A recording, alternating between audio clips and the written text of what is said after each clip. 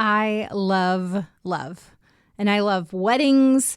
I am a sucker for a beautiful love story, a romantic proposal, a gorgeous party celebrating two people coming together in holy matrimony.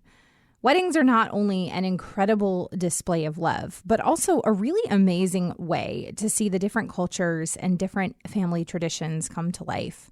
My guest today has a vision and a passion for bringing to life the beauty and diversity of multicultural and multi-ethnic weddings through stunning portraiture.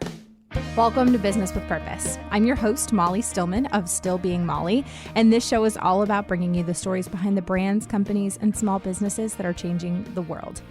Each week, I interview an entrepreneur, a CEO, nonprofit director, community leader, or just an incredible person who is trying to make a positive impact not only through their personal life, but also with their career. My goal is to show you that no matter what you do for a living, you can make an impact wherever you are. My guest this week is Petronella Lugemwa, an international wedding and marriage proposal photographer and speaker based out of the New York area who specializes in helping multicultural couples celebrate their love in a modern way. And she believes that what makes you different makes you beautiful. I had so much fun chatting with Petronella. She is just so sweet. She's so fun to talk to. And I loved hearing about her passion for multicultural and multi-ethnic weddings. We had such a fun conversation talking about the different traditions of different cultures, and you are going to love this episode. So without further ado, on to my chat with Petronella. Petronella, welcome to the show. How are you today? I'm good. Thank you so much for having me. I'm so excited. I am so excited. I have actually loosely been a fan of your work for a while because some people know this, some people don't, but I'm a freelance photographer. I do not do weddings. Weddings are not my thing, but I love wedding photography. And I've had actually a couple of photographers on the show. I've had Ike and Tosh on the show. I had Caitlin James on the show. I've had Lara Casey, who's not a photographer, but used to own Southern Weddings magazine and from Cultivate What Matters on the show. So I just love photography, and it's such a also I just had Kylie Mon on the show a couple months ago. Just some really talented people who are using their gifts to serve others. But what I love about you, and this is, obviously what we're going to dive into in a few minutes, is just such the beautiful work that you do capturing multicultural weddings. It's just stunning. And I can't wait to learn more about you and how you got into that niche and all of that. So I'm rambling here. So I want to just dive in and have you give us the Petronella 101. So tell us all about who you are and how you got to where you are today. Okay, awesome. Well, thank you for having me. Super excited. I am Petronella Lugemwa. I'm the creative director and owner at Petronella Photography. So it's a New York-based international wedding and marriage proposal photography studio that specializes in helping multicultural couples celebrate their love in a modern way. I believe that what makes you different makes you beautiful. I'm also a podcast host and have a Instagram platform where I share multicultural stories with the hope that I can help people learn more about each other, but also just feel a lot more connected to each other. So that's high level what I do.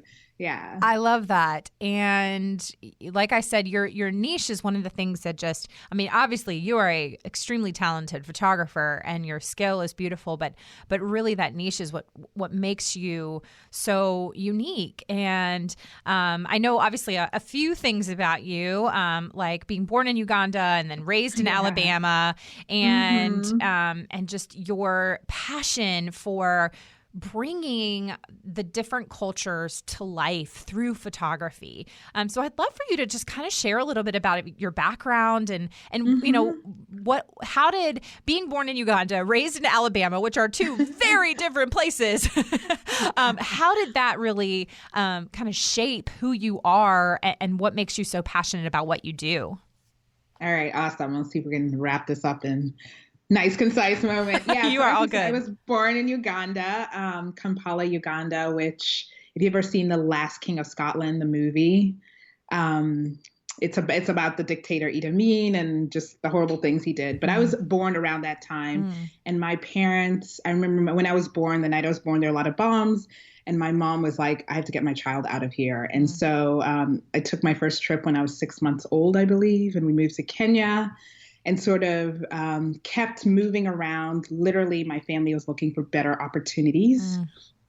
So I grew up in Zimbabwe. And then my dad got an amazing opportunity to pursue his PhD in America. So he started there. And then we followed him, arrived in Birmingham, Alabama with my mom, sister, and 2 suitcases when I was 10 years old, and, you know, started life and started sort of figuring out what that was like. Yeah. And for me as a young girl, my parents believed in education and all of that. So I went to a really amazing private school, which was really awesome, but also very, very shocking. They weren't a lot of people that looked like me at that school, but also just in general, Birmingham, Alabama. In particular, I didn't see or experience people of different cultures being celebrated. And so, and then you'd hear certain comments about people from different places. And so as a kid who really wanted to fit in and assimilate with everyone, you know, it's not cool to have this weird last name, Lugemwa, and to be like, oh, what do you eat? And like, why do you wear this? And that's just not cool. So I learned to hide different parts of myself in order to assimilate. So if you met me, I would not really tell you my last name was Lugemwa because that was like a dead giveaway, you know? And even now, some people hear me and they're like, you sound very quote unquote white, you know? So I learned how to really assimilate, and it was great. Like, it allowed me to really make a lot of friends. And, you know, I went to University of Virginia. I got an engineering degree, got a business degree, went in the corporate world, was sort of this person that was sort of like, hey guys, I make everyone comfortable because, you know, I'm just like you. And until it was way, way, way much later in my life, somebody called me out because they found out my last name and they were like, wait a minute, what else is going on here? There's something else. And I was like, oh yeah, Uganda. And they were like, what? And this was at the same time that I had started my photography business. And so they really helped me dig into that, explore it. And I realized this is something that I'm hiding. And in talking to a lot of other people who were interracial, biracial, third culture kids, there were a whole bunch of people who were just hiding parts of themselves in order to fit in and assimilate. And I was like, oh my gosh, I want these people to, you know, like, I was learning to celebrate myself, to wear different attire, to wear my hair in different ways, which may have not been quote unquote acceptable. And as I started going to wedding photography and starting that journey, I was like, your wedding is one of those days where all your different worlds intersect. You have your corporate world, you have your family world, you have your family, you know, friends and family, like all these different worlds come together. And what an awesome opportunity to really let these different parts of your world shine however they shine at your wedding day, whether it's through your food or music or the attire you wear. So in a nutshell, that's how I came to be where I am now. Wow. There are just so many things that I want to kind of unpack there, because that is so much of what you shared is what I really have admired about you, is your openness and kind of sharing your own kind of personal journey, and the way that you then take that and encourage others to celebrate, you know, their cultures and their journeys as well. And I just, you know, I think especially in just the time that we're living in general, where there's a lot of conversation around race and racism and culture and multiculturalism and, you know, all these isms that we, you know, that are in our conversation. And this is one of the conversations I've had with a lot of my friends, is just that these issues have always been there. We now have social media that amplifies it all. But in a lot of ways, you know, I think it's a lot like anything else in which we have to be uncomfortable in order to change. So like, you're not going to go to the gym and lose weight and get in better shape if you don't push yourself and get uncomfortable in your workouts. Like if and make mistakes and be like, oh, I didn't. Yeah. Right. Like if you go in and your form is bad and you're not sweating, like you're either going to injure yourself or you're just not going to see any results. But if you go into the gym and you push yourself and you work on good form and you try to increase in weights, like it's uncomfortable. It doesn't feel great at the moment, but down the road you see those improvements. And so just like with anything else, like when we begin to have these really important conversations about, okay, why was it that you felt like you had to assimilate? And in a lot of ways, like, you know, based on your experience, like you did. You did in order to kind of for self-preservation, self-protection, you know? And so it's like, okay, well, what culture was created that forced you to do that? And that's not fair to you. That's not okay. So how do we have these conversations, these really important conversations, to make those changes so that it doesn't have to stay that way? We can name it, we can claim it, we can say, okay, this is the reality that so many people are living in. So how do we begin to change those things, you know? No, that is so awesome. I think this podcast, what you're doing right now, asking that questions and really opening up that box, that's the first place, is just asking questions, coming from a place of curiosity and sort of just like my friend who called me out on my last name, just being like, hey, tell me more about this, or this is my impression of, is this true? Or, you know, I think just starting there. Yeah, absolutely. Absolutely. And I think also just coming from places of, like you said, curiosity, humility, saying, you know what, like I'm ignorant on this particular subject, but I'd like to learn more. And it's not like, you know, we're all just learning and we're trying to know, you know, it's like the Maya Angelou quote that I love so much, is just, when you know better, you do better. Oh, you know better, you do better. And for all of us. So I really appreciate you just being really vulnerable and sharing that.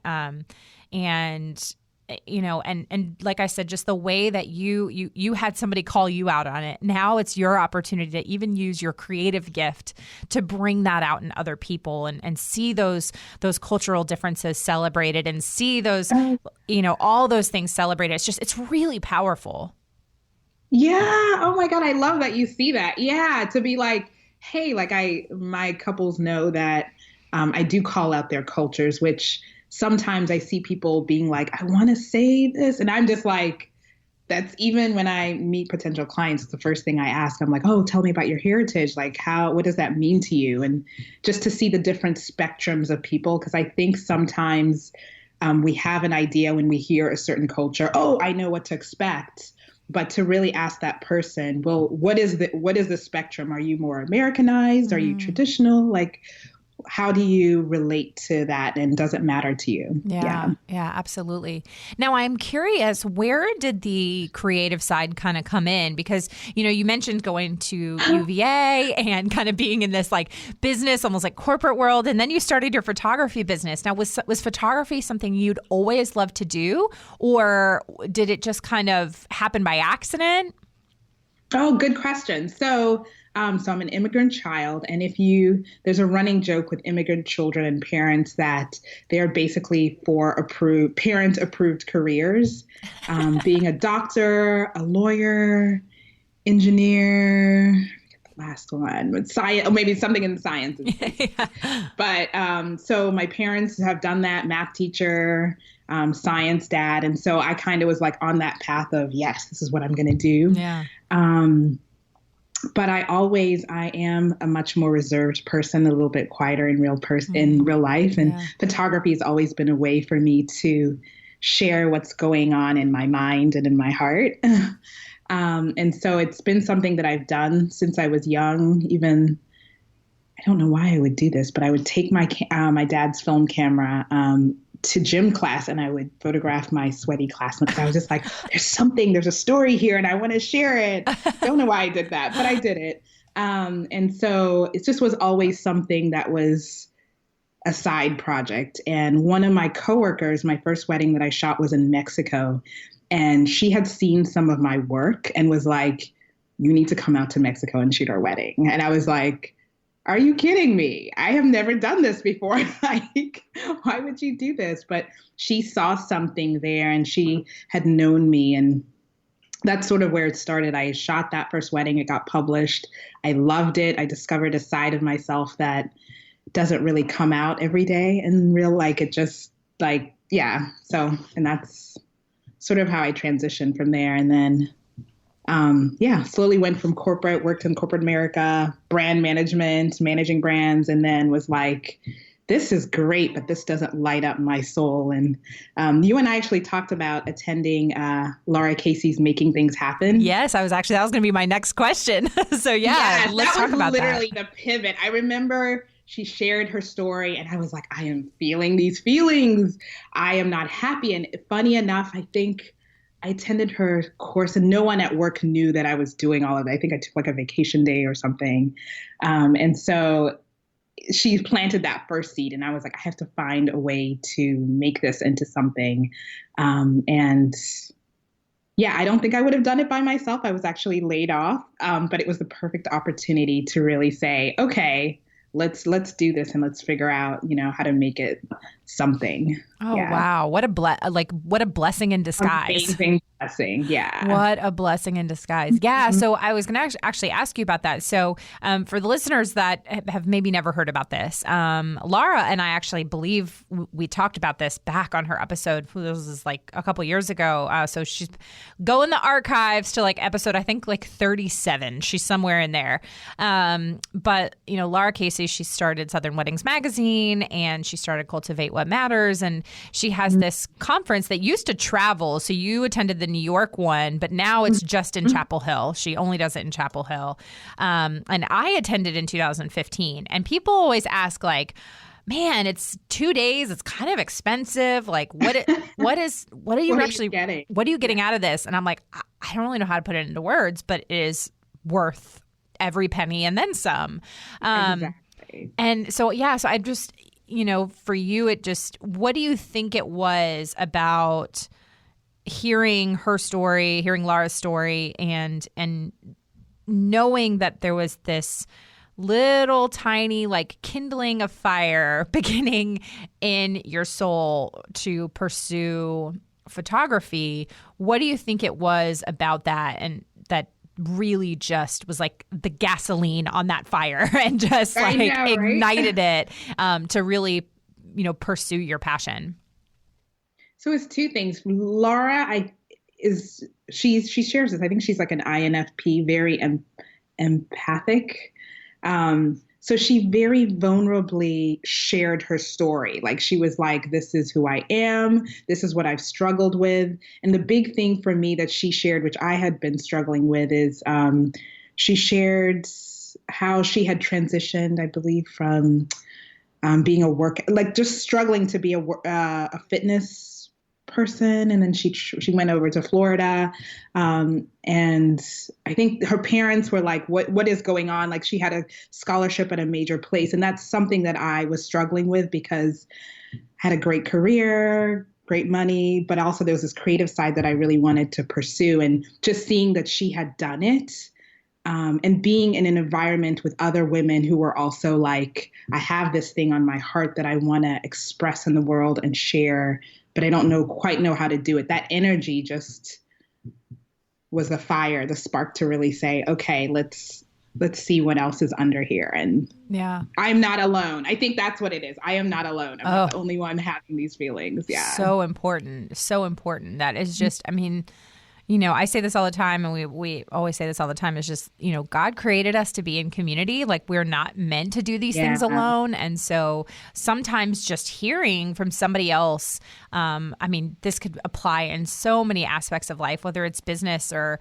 you know, your professional life or your personal life, just knowing that there's someone else out there that is feeling those feelings, going through that same, you know, kind of time of transition. It's just, it's so powerful. That is so powerful. Yeah. It is. And once again, we tie it right back into, you know, what you do for a living and, you know, your own personal lived experiences. Now you can share that with other couples who are, you know, who are navigating the, you know, their engagement and their early stages of marriage and wanting to, and you know, I know whether this transcends all cultures, but when you are merging two families, two personalities, you have all of the things,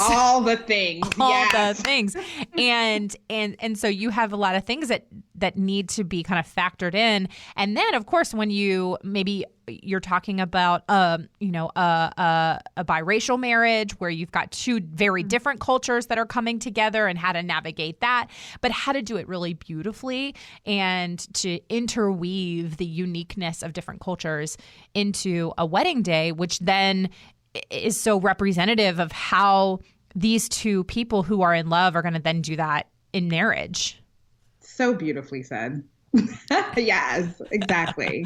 Yeah. So I was going to kind of ask you, you know, what does that look like? Kind of in a practical sense, what does that look like to celebrate different cultures through love and through a wedding day? I mean, I have been to a couple multicultural weddings, and let me just say, I love them so much. They are just, you know, all the different, like, Indian weddings are so beautiful, like so beautiful. I have a friend who is Nigerian, and like Nigerian weddings are so amazing. Like, every wedding is just so unique. And so I just would love for you to kind of share, you know, from your experiences, how do you do that? How do you approach that when you're beginning to meet with a couple, as you're talking with them about their wedding day and how they want that captured? How do we celebrate cultures just through love and through wedding days? Great question. I do want to take a small little note for some people to understand what multicultural is. So like you said, it's interracial, biracial, interfaith, immigrant.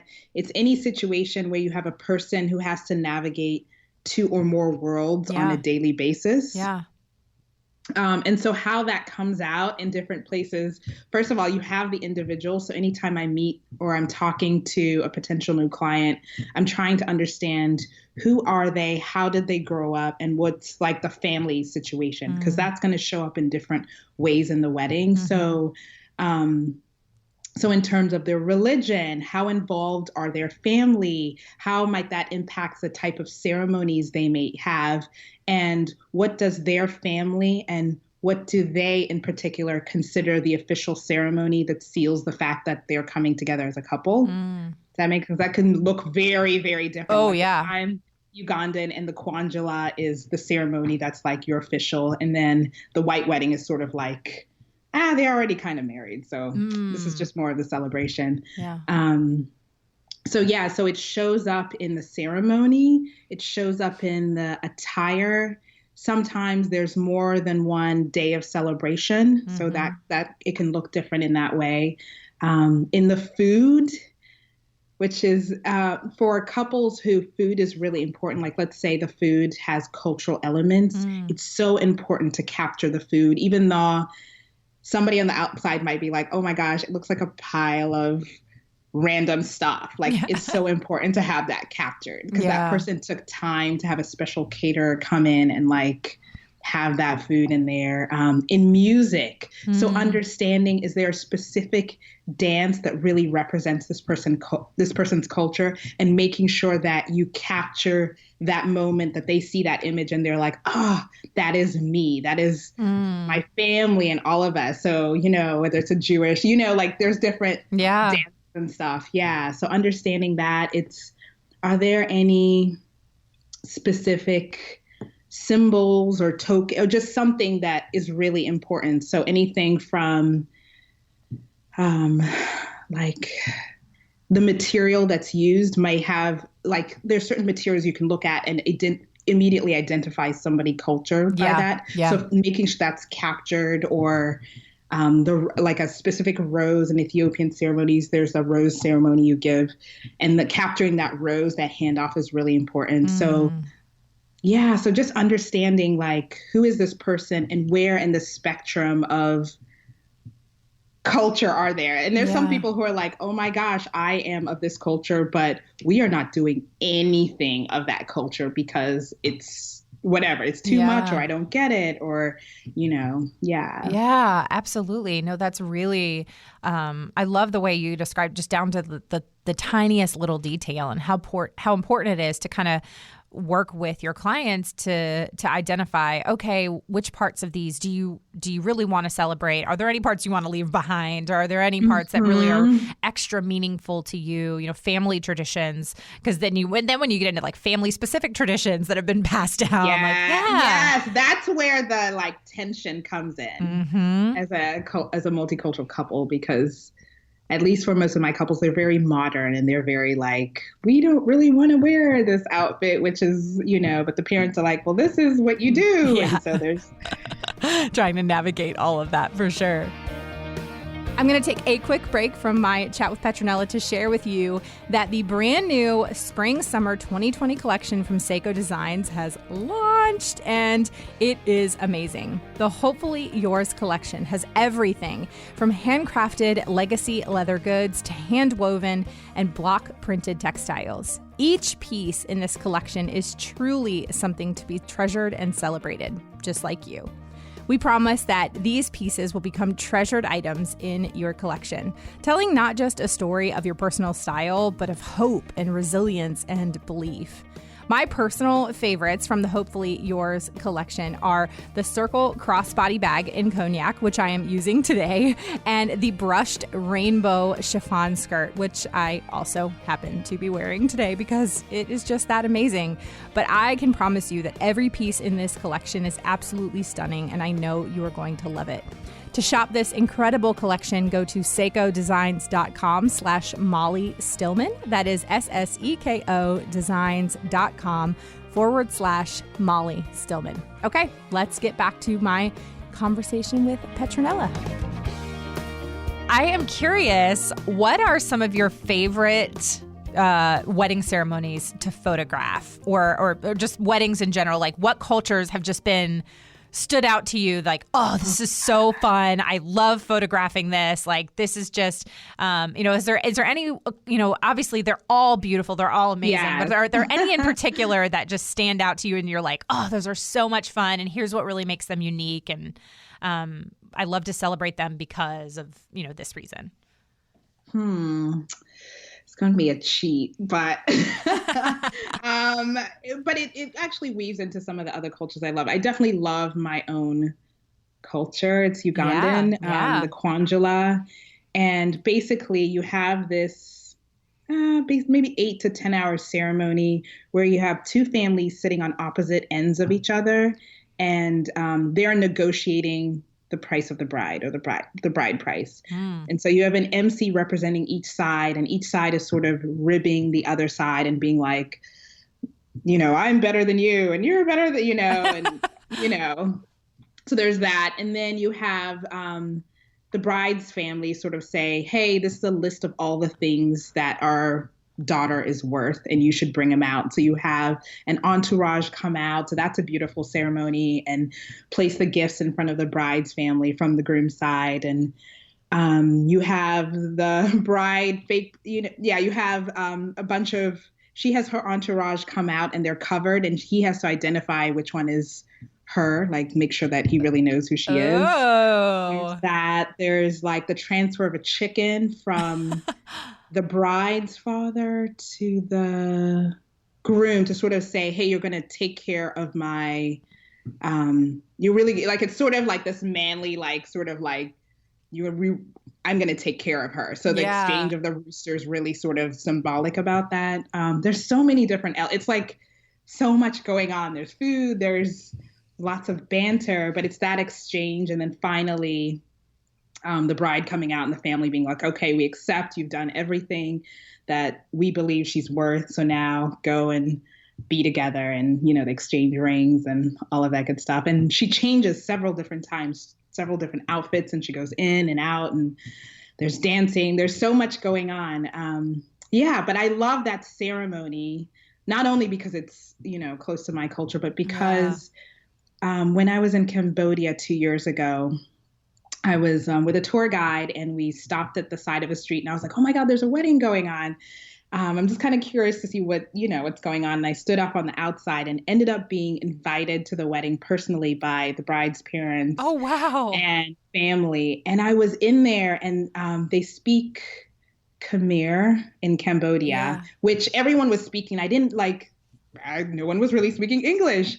But it was interesting because what was happening was similar to what happens at a Ugandan kwanjula with the families on opposite. So I was like, I understood exactly what's going on. Does that make sense? Like I was able to sort of see, they're exchanging this, and it's different gifts, but I understand why it's happening. Does that make sense? Yeah. And it's a similar, like in Yoruba, Nigerian ceremonies, they do something similar there. Yeah. There are a lot of other cultures which have a similar. So I love that whole exchange of the family sort of going back and forth, and the different symbols that are brought out to sort of represent the, you know, the family, and to represent the bride and what she's worth and all this other stuff. Wow. That is so cool. Now, I have been to Kenya a few times, and every time I go to Kenya, Kenyans do funerals and weddings. They do them up big. Like it is. They do not mess around. You're right. Yeah. And go ahead.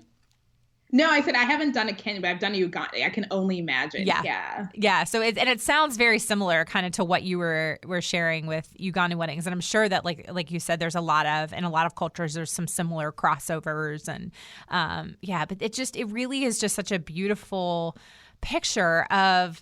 I just love to celebrate different cultures, just because I just think about how creative God is, and how He created us all so differently, and how we all just, you know, all these different unique traditions have been created, and just what a beautiful picture it is, and of God's creation. And I love it. So I could listen to stories about it. How in the end, even though there are differences, at the end, it's still, family is still family. Yes. Love is still love. Like there's still underlying like weddings and marriage. It might look different, but the idea of it is still the same. Yes. The heart of it. Yes, absolutely. Yeah. Oh, Petronella, I love it so much.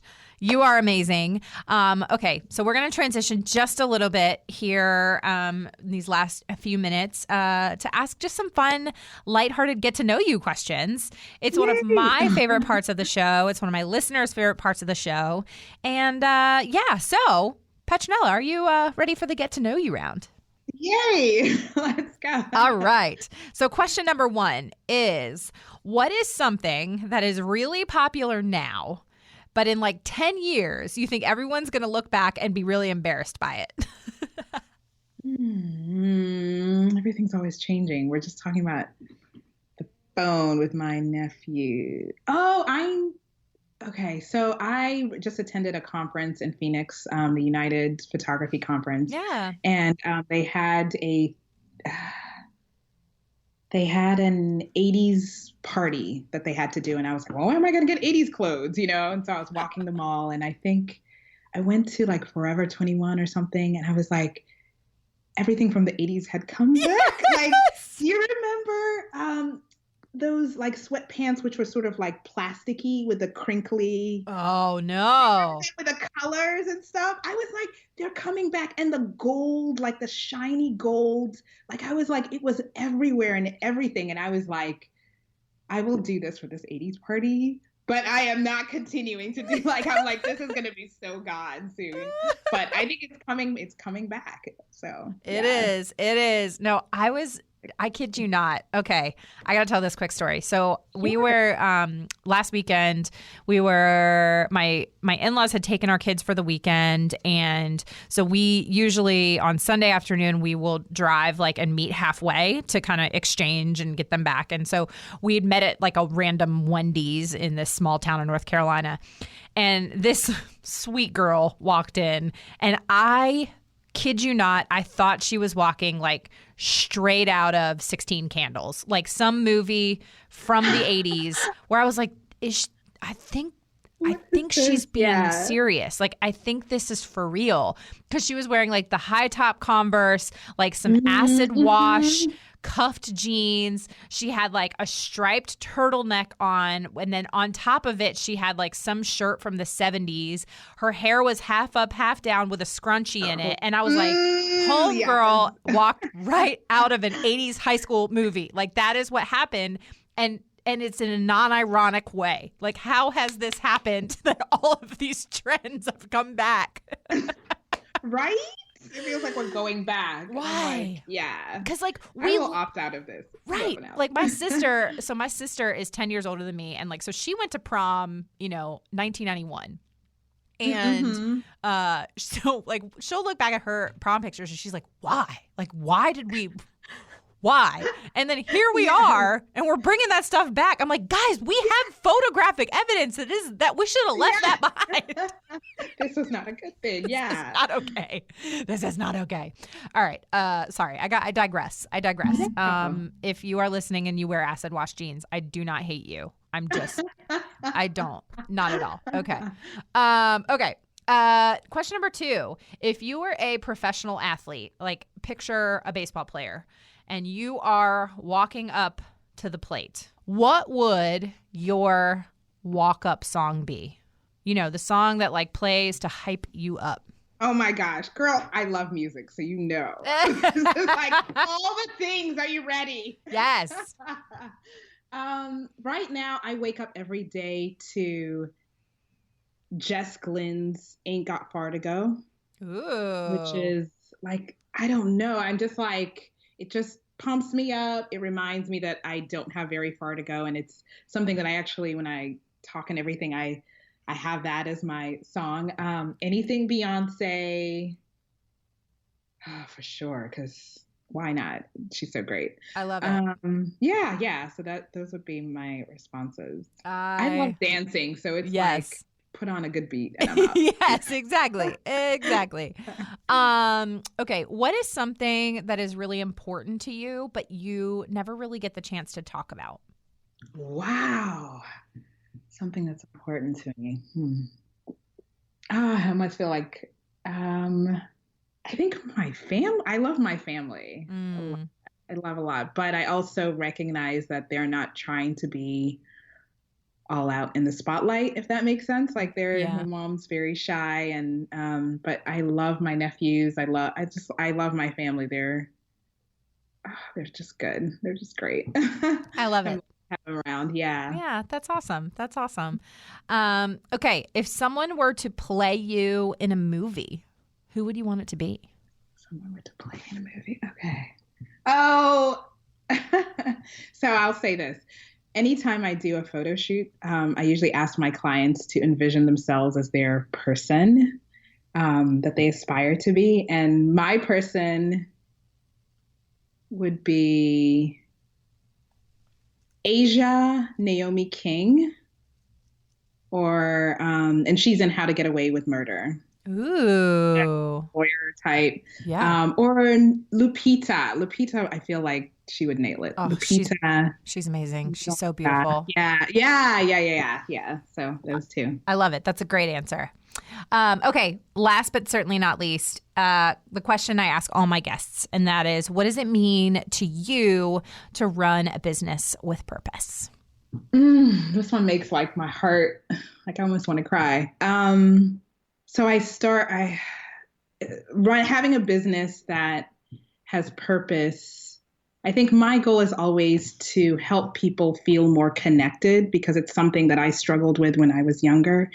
And so having a business that does more than just execute a specific, like it helps people. It makes people feel connected. It gives people meaning. That's everything. It helps people feel validated by showing imagery that says that you are enough just as you are. And that lights me up like that. That's wonderful. So that's powerful. I love that. Petronella, this has been such a pleasure, a joy, and honor to have you on the show. Thank you so much for coming on, for sharing your heart and your story. And I am just going to continue to be cheering you on because you are amazing. Oh my gosh. Thank you so much for having me. This has been so fabulous. I love your show. I love listening. I love what you are doing too. Having this platform to really have different people showcase. I love it. So thank you so much.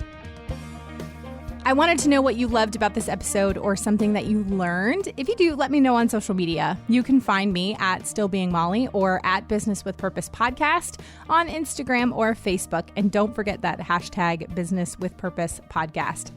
Thanks so much for listening to this week's episode. If you are a first-time listener of the show, welcome. Be sure to visit the archives for past shows featuring incredible entrepreneurs and business owners who are quite literally changing the world with their businesses. And if you are a regular listener of the show, thank you for tuning in and week out, and thank you for your support. Be sure to head on over to iTunes, Spotify, or wherever you listen to podcasts and click that subscribe button to help make sure that you never miss a new episode of the show. And while you're there, would you take a moment to leave a review of the show? Leaving a review helps me to know what you're liking and how the show is impacting you. As always, this show is edited by my amazing husband and executive producer, John Stillman, with support from Kelly Dalton, and the music is by Mark Killian of Third Wheel Media. Thanks so much for listening. Now go do something good with purpose on purpose.